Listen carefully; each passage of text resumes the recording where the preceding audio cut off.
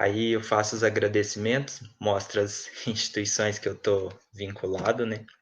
E aí eu trago o novo normal, que é o quadro Operários da Tarsila do Amaral, né? E os operários agora todos de máscaras aí, nesse novo normal, onde a gente tem que acostumar com esse sofrimento psíquico, mental e com as altas taxas de mortalidade, né? De algo ainda bem desconhecido por nós profissionais e pelos cientistas que estão à frente das pesquisas relacionadas ao coronavírus aí. E aí o itinerário nosso nessa noite, né? Vou fazer algumas definições de conceitos que eu acredito sejam importantes quando se está discutindo saúde mental e bem-estar. Eu falo um pouco sobre a nossa contemporaneidade, eu demonstro algumas evidências científicas, eu falo em relação à mudança de hábitos, né? Como alcançar esse bem-estar e essa saúde mental, e eu trago uma conclusão simples só para gerar mais inquietações mesmo, e porque eu acredito que as respostas para os problemas que eu discuto hoje, na verdade, são novas perguntas, né? E que vão gerar novos questionamentos para vocês responderem amanhã enquanto profissionais, né? E aí, começando a nossa primeira parte, né, das definições de conceitos, trago alguns conceitos principais aqui que tem relação com o tema que me foi outorgado, né? E aí o primeiro, que eu acredito que é um termo matriz para gente, é a definição de saúde, né? Que segundo a OMS é algo bem complexo, é um completo bem-estar físico, mental e social e não somente a ausência de doenças, e é o estado dinâmico, né? Que tem relação com todas as dimensões humanas e todo o meio onde esse ser humano vive. E aí já trago aí o primeiro questionamento, né? Quem é de nós que tem saúde? Já que saúde, segundo esse conceito da OMS, é quase que uma utopia. E aí o, um termo ramificado dessa saúde é o termo saúde mental, que é a sensação de bem-estar subjetivo, se relaciona à autonomia, ou seja, o poder de escolha e o poder de fazer, né? Ter o pragmatismo, que é a vontade de fazer, que ter a volição, né, vontade de fazer, e o pragmatismo, executar a vontade, preservadas. E aí a competência, né, de poder fazer o que quer, na hora que quer, da forma que quer, sem a necessidade de um outrem, e a inter-relação com seus pares, ou seja, saber lidar com as relações humanas, no reconhecimento de habilidades, de realizar-se intelectualmente e economicamente. E aí aqui gera para a gente um outro paradigma, né? Como que nós vamos definir saúde mental somente quando o indivíduo realiza-se intelectualmente ou economicamente. E aí automaticamente a gente já segrega aí um grupo gigantesco de pessoas, onde passam a ser pessoas que não têm saúde mental porque não se enquadram nesse padrão, né? Então, acredito que são os termos que a literatura traz, os que operam até hoje, mas eu particularmente não concordo tanto assim com eles, mas é o que temos. E aí é o que vamos utilizar hoje. E o significado de bem-estar, né? Essa expressão é muito utilizada em nosso dia a dia atualmente, e a sua compreensão foi mudando conforme os anos foram passando, né? E a forma que nós conhecemos o bem-estar hoje, esse termo, da forma que nós o consideramos, tem por volta de 60 anos, e a tese que gerou o nascimento desse termo, né, foi do psicólogo Warner Wilson, em 1960, quando ele vai fazer investigações sobre esse bem-estar e como que as pessoas viam esse bem-estar. E quando você vai pegar a tese dele para analisar o que ele conceitua como bem-estar e uma pessoa que tem bem-estar, e aí era uma pessoa na época, né, religiosa, casada, que trabalhava, de classe média alta. Então, são questões que para a época fazia sentido. E mesmo que muitas coisas sejam fatores que nós consideramos protetores hoje, nós não aplicamos mais a forma de só um padrão poder ter o bem-estar, né? Nós acreditamos que vários padrões de pessoas possam ter bem-estar, e aí o que muda é as formas dessas pessoas alcançarem esse bem-estar. E mesmo que o termo seja recente, né, tem aí 60, 61 anos, durante os anos, vários processos se relacionam a esse termo, e aí nós temos no século XVII, né, onde bem-estar era somente ter saúde física, o século XVIII era ter saúde física com questões materiais agregadas, né, ou seja, se as pessoas não tivessem formas materiais de suprir as necessidades básicas, elas poderiam ter impacto na saúde, e aí no século XIX, essa convicção de bem-estar, né? Além de tudo isso, ela se manifesta nos princípios do utilitarismo, ou seja, nós precisamos ter uma sociedade melhor, e a melhor sociedade é a sociedade que fornecer maior felicidade ao maior número de pessoas. E aí começa algumas discussões, e no século passado, século XX, né, esses princípios relacionados ao utilitarismo, ou seja, essas questões de pensar no todo enquanto social, inspiram medidas de reforma social em larga escala, influenciam no desenvolvimento de políticas. E aí temos o significado, né, do Estado-providência, o welfare state, que aí seria o bem-estar social, por meio do Estado fornecendo esse bem-estar. E aí, no século XXI, né, o conceito se tornou mais amplo e está relacionado à percepção da saúde nos aspectos mental, emocional, social e físico. E aí, quando nós pegamos um dicionário básico aí, o Michelis, nós vemos que bem-estar significa um estado de boa disposição física, satisfação das necessidades físicas e espirituais, uma sensação agradável de segurança, conforto, tranquilidade, condição material confortável, com haveres suficientes para a comodidade da vida, conforto material e prosperidade. E aí isso nos chama atenção, né? Porque teve agregação de todos os significados que a palavra já teve no decorrer dos séculos, e meio que fica difícil, né? Quando nós pegamos aí o terceiro significado, né? Uma condição material confortável. O que é confortável para quem vive no Brasil? O que é confortável para quem vive nos Estados Unidos? Então, a cultura impacta no bem-estar. Com haveres suficientes. O que é suficiente para quem vive na África e para quem vive no Brasil? E aí, com conforto material e com prosperidade. O que é prosperidade para quem vive na Índia, no Butão, no Afeganistão, no Iraque? E o que é prosperidade para a gente que vive no Ocidente, por exemplo? Para a gente que vive no Brasil, para quem vive no Canadá, para quem vive no México. São questões que a cultura influencia bem nesse significado e é importante ter isso em mente porque a cultura impacta na forma que o sujeito vê o mundo onde ele existe, né? E aí nós temos as duas definições, então agora podemos caminhar aí. E aí a nossa caminhada traz ao século presente, ao momento onde nós estamos vivendo, né, ao momento pandêmico, e esse momento, além de existir a pandemia, temos questões da saúde mental já emplacadas aí. E os transtornos mentais e de comportamento respondem por 12% da carga mundial de doenças, 30% da população mundial apresenta critérios específicos de diagnóstico para algum transtorno mental, 80% dos indivíduos com transtorno mental está nos países de baixa e média renda. Isso são dados anteriores à pandemia, né? Porque agora com a pandemia a gente aí tem um delay, né?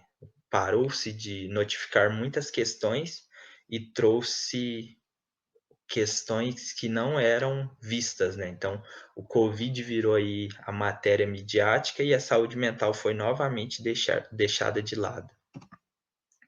E aí não temos atualização desses dados aí há um ano já.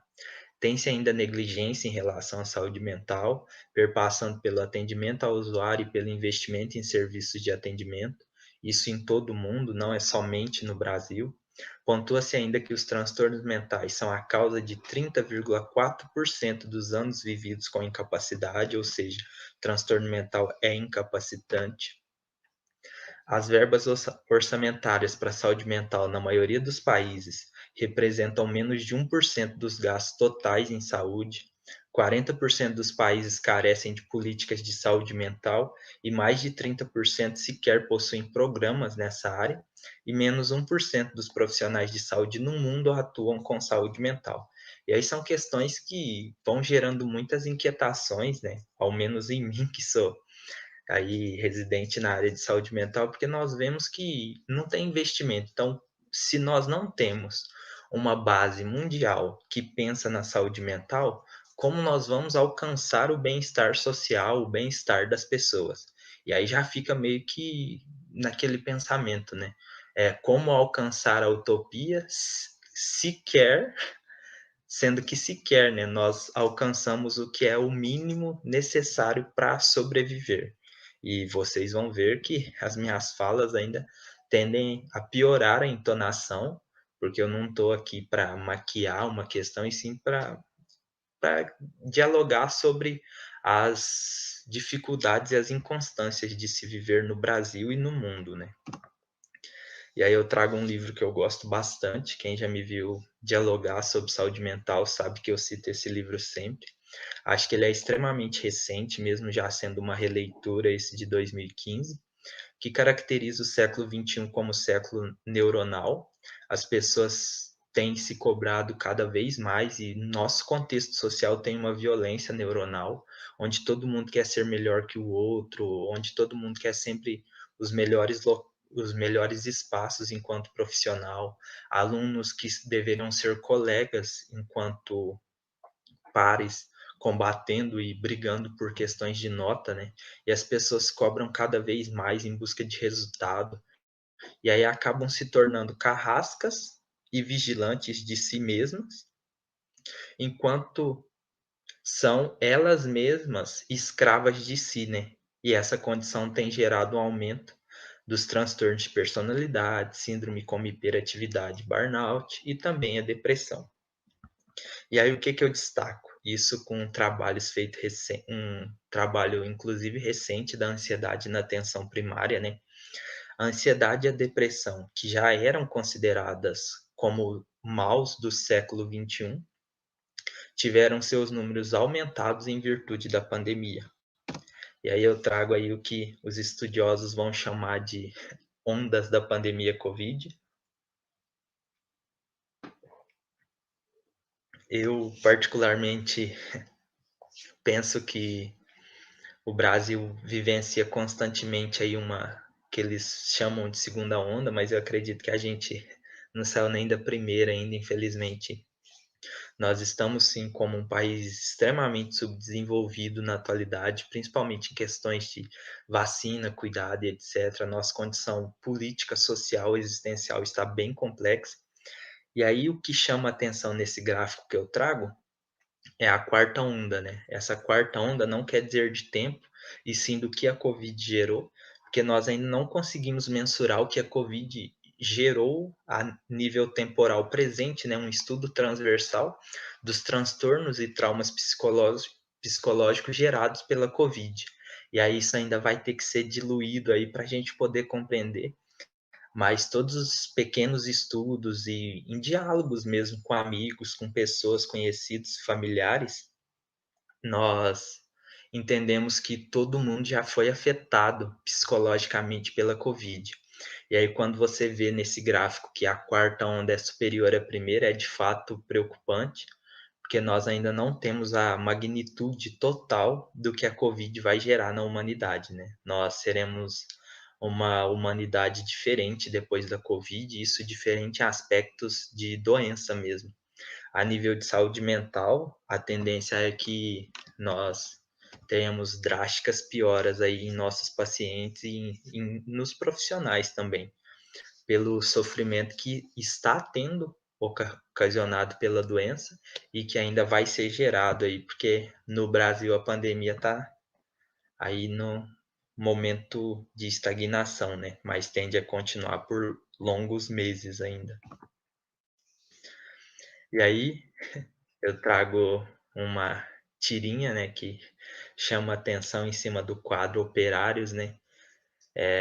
Saúde mental, bem-estar, sobreviver, e aí tem dois botões aí pro participante apertar e, segundo ele, isso é impossível, né? Não tem como você querer escolher entre saúde mental e bem-estar ou sobre a sobrevivência, porque sobreviver requer minimamente uma condição de saúde mental e de bem-estar, e saúde mental e bem-estar, se você apertar ela, você acaba perdendo aí a sobrevivência nessa atualidade. E aí é bem difícil viver na pandemia de uma forma estável. Mas vamos dialogando e vamos ver o que nós podemos tirar de aprendizado, né? Aí eu trago um gráfico, como eu tive que alterar aqui a apresentação, mas eu acho que vai ser suficiente. Isso é de um trabalho que nós estamos esperando aí, vai se tornar um capítulo de livro. É sobre os afastamentos do trabalho em decorrência dos transtornos mentais no Brasil. É do quadriênio 2012 a 2016.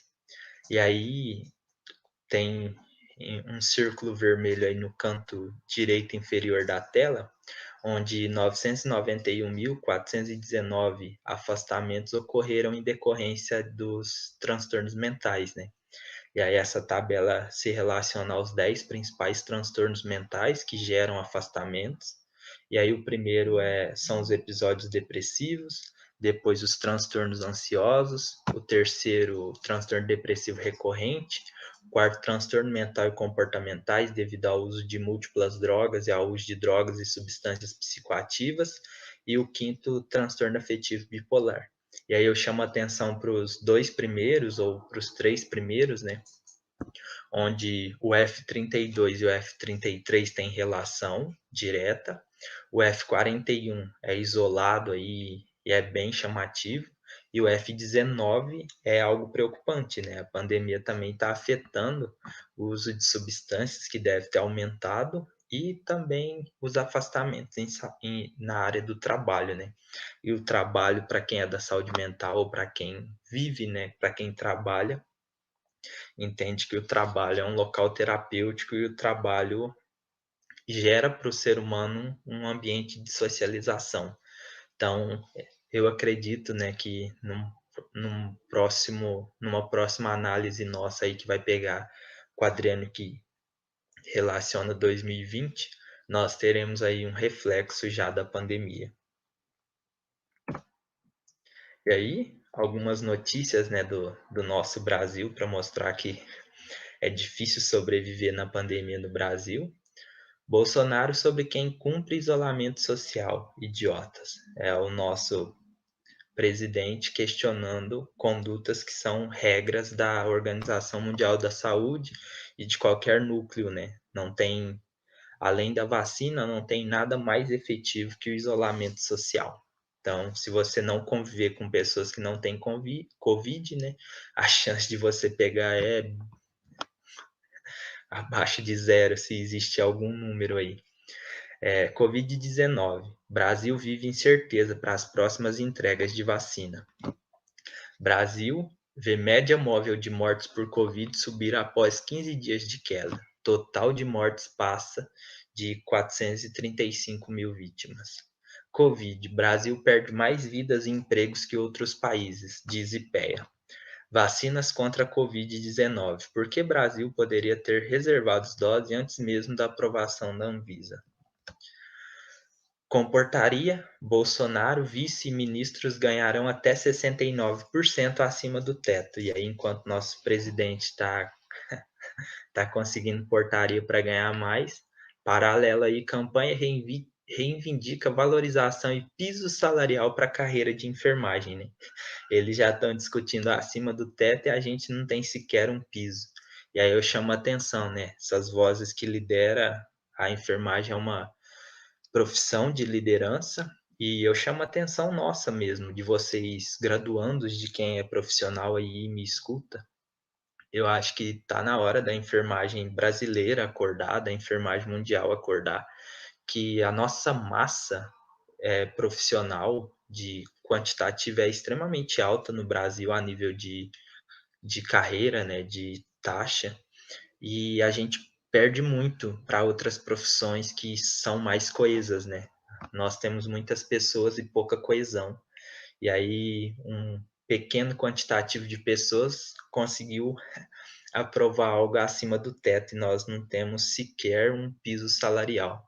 Isso chama atenção, né? Tá na hora da gente formar liderança em enfermagem, tá na hora da gente investir em políticos da área, porque se a enfermagem não entrar no ramo político, não tem como ela questionar políticas existentes, né? Só tem como você mudar ou questionar um meio se você estiver dentro dele. De fora, você não é digno de fazer essa discussão.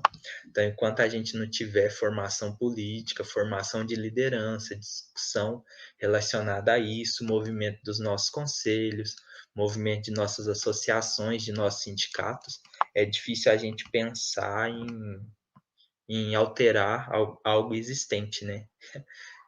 O único responsável pelo sonho é o sonhador, né? Então, se a enfermagem quer mudança, ela precisa buscar essas mudanças. E aí, relacionadas ainda à nossa classe enfermagem, né? Enfermeiros encaram exaustão e riscos para ajudar pacientes. A nossa profissão que por anos disse que enfermagem era por amor e que atualmente discute enfermagem não ser só por amor, demonstra mais uma vez que tem aí no cerne dela pessoas que se preocupam, né? Que colocam a própria vida em risco, que deixam familiares aí sem resposta, sem poderem ver aí por longos dias, longas semanas e meses a fio para se preocupar com o outro, né? E aí chama atenção também até que ponto nós não somos responsáveis por não ter colocado limite, né? Até onde vai o nosso profissionalismo, razão e emoção, qual é o limite da enfermagem aí. E aí, mortalidade cai entre enfermeiros, isso por causa que a vacina chegou e teve a preocupação em vacinar os profissionais, mas a saúde mental preocupa. E eu não trago para vocês apontamentos antigos, né? E são notícias as mais atuais. Eu procurei elas hoje, jogando nas notícias do Google, notícias enfermagem Brasil, Covid Brasil, para vocês verem quantas coisas têm acontecido na nossa nação e o quanto isso impacta a nossa saúde mental e, consequentemente, o nosso bem-estar. Então, não tem mais como pensar isoladamente, eu não gosto de política. Se você não gosta de política, eles vão fazer política para eles e não para você. Obrigatoriamente, ser enfermeiro requer ser um ser político. E isso é necessário a gente discutir e dialogar nessa noite, principalmente nesse momento de formação e nesse momento pandêmico. Eu acho que esse é o momento de reivindicar nossos direitos, porque nós estamos no campo de batalha, né? Então, o que a gente colocar como pauta vai ter que, de fato, ser revisto, porque eles sabem que o nosso poder, se nós acordarmos e concordarmos em fazer, o nosso poder é grande. A gente ainda só não teve essa coesão e a execução de um ato a nível nacional, a nível global. E aí eu trago uma charge, né? E o próprio Charlie Chaplin já dizia, né? Eu prefiro dizer verdades brincando, porque se eu disser elas de forma séria, você pode até duvidar que eu estou falando verdades. E aí o Chapolin nos dizendo aí que o Brasil não é para amadores, né? Ele é um país onde sobreviver é difícil. E é necessário a gente pensar sobre essas questões, porque isso não impacta somente nós profissionais, né? Isso impacta também os pacientes e familiares. Eu trabalho com saúde mental e a nossa taxa de ocupação no CAPS, a nossa taxa de ocupação na atenção primária, a nossa taxa de ocupação hospitalar caiu. Isso não quer dizer que os problemas sumiram. Isso quer dizer que as pessoas não têm procurado serviços porque tem algo que está causando mais medo ainda e mais sofrimento do que antes. Isso é preocupante, só que como nós vamos atuar com essas questões que emergiram aí, e nós sequer estávamos preparados para lidar com o que tínhamos, né. E aí fica outro questionamento aí. E aí agora vamos discutir sobre as evidências que nós temos, né, sobre bem-estar, saúde, e bem-estar tem uma relação aí com felicidade, então vamos ver alguns estudos científicos sobre essa temática e pensar em como as pessoas veem essas questões. E aí o primeiro estudo que eu trago é de um grupo do Hospital do Amor, né, do Hospital do Câncer de Barretos. É do grupo coordenado pelos professores Carlos Eduardo Paiva e Bianca Paiva, são um casal e são 2 referências aí em pesquisas. Eles fazem um estudo que eles intitularam, né, pelo grupo deles, "O que falta para você ser feliz?". E aí eles comparam, né, a busca da felicidade entre pacientes com câncer, cuidadores informais, ou seja, familiares que não recebiam para prestar o cuidado, ou amigos próximos à família que cuidavam e não por uma questão financeira, né, simplesmente por ser próximo, e indivíduos saudáveis. Esses indivíduos saudáveis aí são a população geral. E aí o que que eles perceberam, né? Que as pessoas quando estão próxima aí a uma finitude, né? O grupo F aí eles analisaram 2034 participantes entre essas 3 populações, e aí você percebe que quando as pessoas estão próximas à morte, né, elas não têm muito o que buscar. Elas automaticamente fecham o que elas buscam. Elas buscam saúde, cura, eu acredito que dinheiro para responder essas questões aí relacionadas à saúde e à cura. E aí família, acho que a casa, né, acredito que seja um estudo interessante aí para quem quer entender marcos de felicidade, porque a felicidade tem uma estreita relação com o bem-estar. E aí isso chama atenção, porque quando você vê o grupo A, que é a população saudável, eles pensam em dinheiro, em profissão e várias outras coisas, mas o cerne principal é esse. Em algumas pessoas em família, e aí o que falta para você ser feliz, isso é muito individual, né? Só que chama atenção que é diferente o momento de vida em que essas pessoas estão. E aí, quando você vê cuidadores informais, eles colocam saúde, cura, família, profissão, dinheiro, casa, porque tem uma relação com os pacientes que eles cuidam, né? Eles não cuidam de pessoas que eles ganham dinheiro para cuidar. Eles cuidam de pessoas que são próximas, que eles gostam. Então, eles querem saúde e cura, talvez não para eles, e sim para as pessoas de quem eles cuidam. E aí os pacientes com câncer têm uma visão, os pacientes com câncer que são sobreviventes, né, ou seja, passaram por cirurgia, quimioterapia, radioterapia, imunoterapia, e estão aí bem em tratamento já por metástase recidiva ou tidos como curados, né? E pacientes com câncer em tratamento adjuvante. E chama atenção as visões diferentes, né? Sobre o que eles queriam, que eles falavam que faltava para ele ser feliz, né? E aí eu trago uma reflexão para vocês, o que falta para vocês ser feliz, ou vocês têm o que pensam ser felicidade e não aproveitam? Acho que a pandemia também traz esse momento de reflexão, né? E aí gravem isso, essa população aí são pessoas saudáveis, cuidadores informais e pacientes oncológicos. E aí eu trago um estudo agora de uma participação minha, é, com, com 2 colaboradoras, uma do Instituto Nacional do Câncer, ex-colega de graduação, e uma de uma professora orientadora da graduação. E aí nós pesquisamos os desejos ante a inexorável finitude, né? Nós conhecemos esse trabalho do grupo da Bianca e ficamos a fim de avaliar como que estudantes e profissionais da área da saúde viam a questão da finitude, né? E o que que eles traziam como desejo. E aí nós analisamos na pirâmide de Maslow para fazer uma relação aí com questões das necessidades humanas, né, que Maslow coloca, e também para questionar essa pirâmide, né, em relação aos níveis, né. Eu acredito que muitas questões do nível social podem ser respondidas antes mesmo das questões fisiológicas, então não penso na pirâmide, pense em um modelo linear ou circular dessa pirâmide, aí nós questionamos isso no trabalho.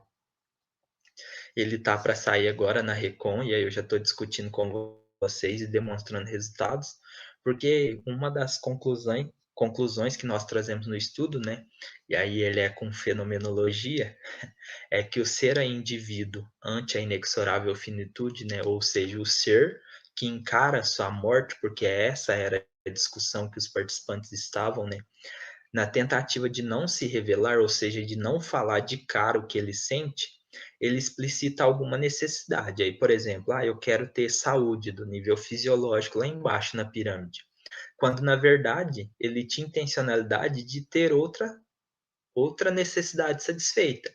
Eu quero ter saúde para eu ser feliz. E aí os nossos participantes não dialogaram sobre isso. Aí algum participante vai e fala: eu quero ter um bom emprego. Mas eu quero ter um bom emprego para eu ser bem-sucedido. E aí no ápice da pirâmide, né, nós temos a autorrealização, que é que Maslow fala, onde a pessoa alcançaria esse nível de bem-estar, de felicidade plena. E você percebe que as pessoas têm muitos desejos relacionados a isso, mais ainda do que de outros níveis. Só que é importante você compreender o que levou essas pessoas a querer algo superior nesses níveis, né? E também você entender o porquê da pessoa querer algo tão simples. E aí alguns participantes queriam comer chocolate, queriam comer pizza, queriam independência, conforto, queriam a vida, queria um bom emprego, amizades verdadeiras, ter filhos. E aí algumas coisas são simples, né? Tipo, comer chocolate, comer pizza, ter cães, ter um animal de estimação, né? Tem algumas coisas mais simples, tipo, viagens nacionais, tem algumas coisas que não eram tão difíceis de ser alcançadas. Só que a gente não questionava a pequenez ou a grandiosidade, né, do querer da pessoa, e sim a essência que gerava isso, porque talvez alguém que pontua que queria comer chocolate tenha a mesma sensação de alguém que fala que queria se formar, mesmo que um caminho seja mais demorado e longo do que outro. E aí nós trazemos aí na discussão que é muito subjetivo e que é necessário se compreender o que leva o indivíduo a querer algo ou a buscar algo, né, para se sentir bem. E aí trago outro estudo, né, agora já analisamos, né, pessoas saudáveis, pacientes com câncer, cuidadores informais, profissionais da saúde, agora vamos ver idosos, né? Qual a relação, reflexão das percepções sobre felicidade e dinheiro. E aí, um estudo com 19 idosos, estudo qualitativo, e o que eles falam, tem como resultado, né? A relação apareceu meio como propedêutico, né, da promoção da felicidade, ou seja, o dinheiro causa a promoção da felicidade, da realização interior para executar os projetos da vida e os afazeres cotidianos.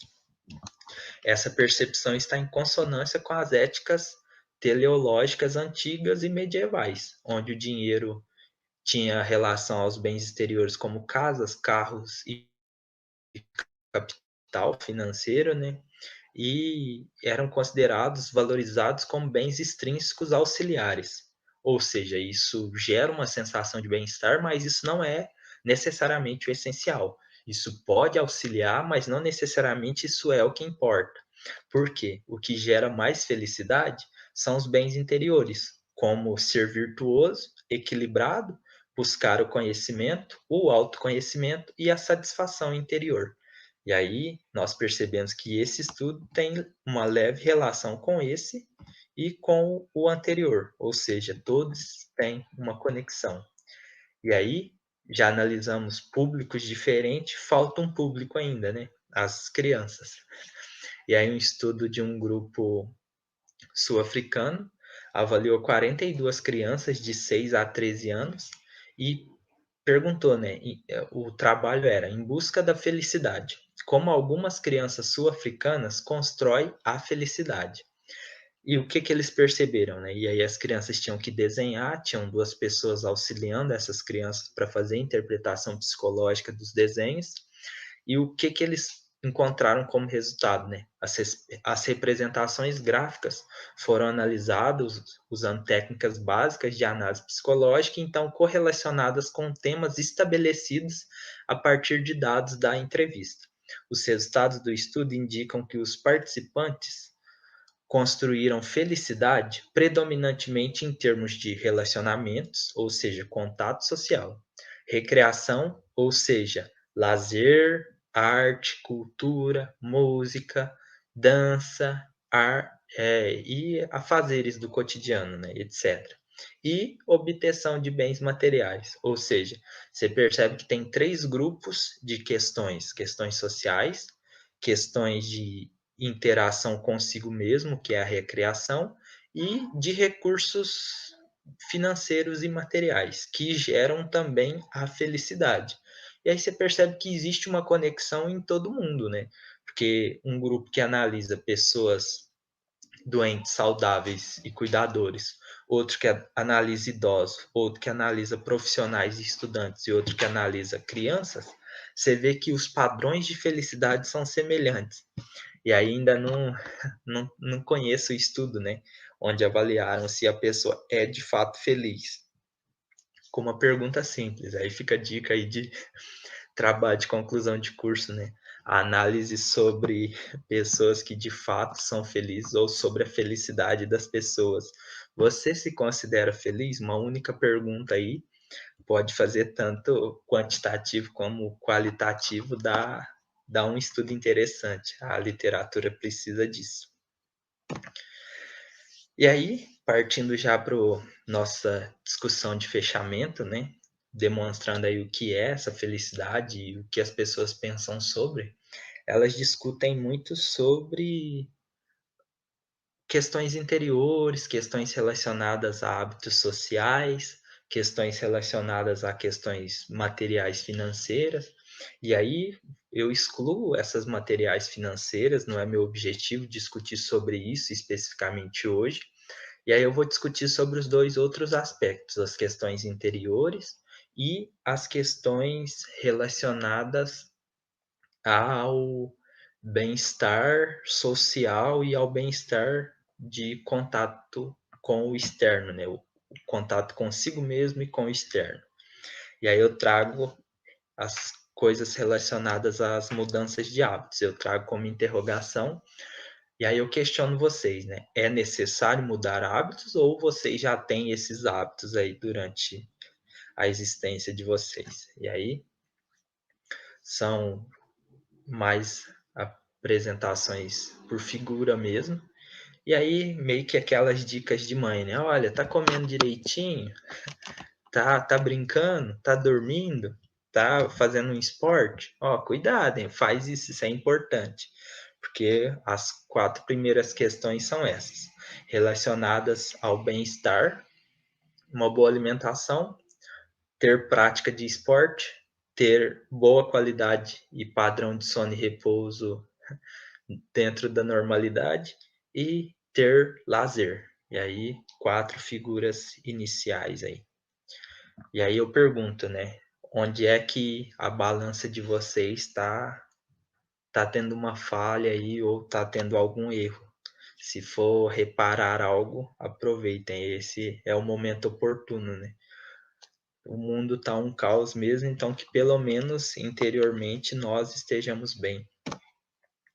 E aí, outros pontos, né, a serem considerados.